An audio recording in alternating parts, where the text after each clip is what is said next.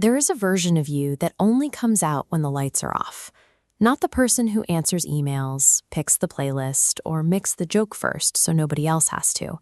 The other one. The one who lies awake at 2 in the morning replaying a text, wondering if a period means they are mad at you. The confident, charming daytime version of you is ruled by your sun sign. It is the part of you that shows up, performs, and takes up space in the world. But that midnight self answers to something else entirely. It has its own logic, its own hungers, and its own ways of reaching for comfort. It answers to the moon, and your moon sign governs your internal emotional weather. Psychology gives this quiet pointing a name, your attachment style. It is a clinical label for that same late-night logic. We are looking at two completely different languages, built centuries apart by people who never met. One is an ancient system mapping the stars, and the other is a clinical science mapping the human nervous system. Yet somehow they have drawn the exact same map of our deepest vulnerabilities. Both the astrological tradition and psychological research sort human behavior into 3 foundational patterns. Both systems categorize how we seek safety and handle the threat of losing it. Water moons, like Cancer, map to anxious attachment, aggressively seeking reassurance. Air and earth moons map to the avoidant pattern, retreating into cold isolation. Finally, fire and steady earth moons map to secure attachment, trusting that comfort is always available. It is easy to look at the avoidant, cool moons and assume they are doing fine because they look so calm. But to understand what happens inside them, we need to look at cognitive reappraisal.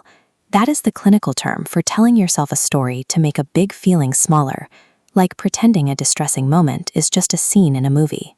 Researchers in Chile sat people in front of highly distressing images and asked them to use that specific reframing technique to calm themselves down. This shows the results of that study. There is a real mathematical link, around 0.4, between high avoidance and a complete loss of physiological emotional control. The more avoidant a person was, the harder their nervous system fired, even while their exterior stayed flat. This astrological coolness functions as a clinical marker of a nervous system storm. The exterior remains still, while the body loses its ability to regulate. You might look calm to the room, but inside, the storm is not listening to you.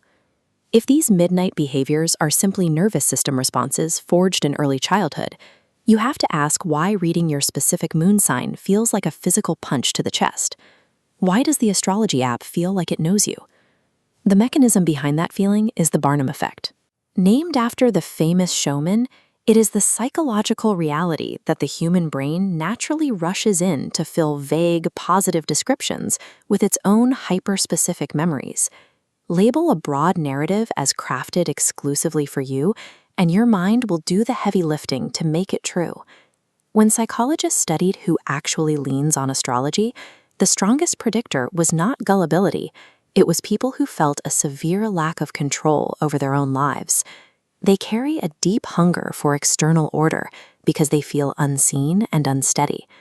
Reading a positive cosmic horoscope actually lowers a person's distress. It takes immediate, chaotic pain and places it inside a massive, predetermined framework. It hands a racing mind an organized place to rest. Relying on the stars represents a deeply human effort to feel held by an orderly system. It provides a sense of scale and safety for an otherwise chaotic internal state. But there is a trap hidden here. Psychological data shows that self-criticism in the middle of a strong feeling is strongly linked to lower overall well-being. If your moon sign becomes a cage, if you use it to roll your eyes at your own tendencies, you are actively trapping yourself in your own wound. This is the massive structural difference between the two systems. An astrological birth chart is locked in place the minute you are born. It never changes, but your attachment style can move. People do the slow, brave work of rewiring their nervous systems and earning security all the time.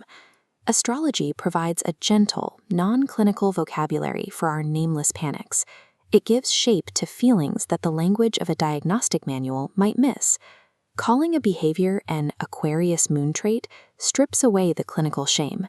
It allows you to spot your toxic emotional reactions in real time, Notice that you are going cold when overwhelmed, and name it without spiraling into judgment.